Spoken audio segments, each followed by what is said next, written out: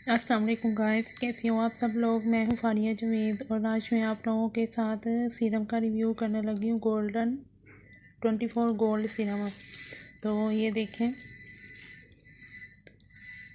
24 gold serum है। ये बहुत ज़बरदस्त सीरम है। ये इसकी दूसरी बोतल मैं यूज़ कर रही हूँ। तो आप इसको मॉर्निंग और नाइट में भी आप लगा सकते हैं। आप इसको प्राइमर के तौर पे भी आप इसको यूज़ कर सकते हैं। पहले आप प्राइमर लगाएं, फिर आप कोई क्रीम लगाएं, सीरम जो होता है, फिर उसके बाद आप कोई बेस लगाएं तो बहुत ज़बरदस्त इससे बहुत अच्छी बनती है। मैंने इसको बहुत ज़्यादा यूज़ किया। ये दूसरी बोतल है। आप लोग भी यूज़ करके मुझे बताएं आपको ये कैसा लगा। इसमें 2 नंबर भी चीज़ है, आपने ओरिजिनल लेनी है, वो यूज़ करें। बहुत ज़बरदस्त है ये देखें।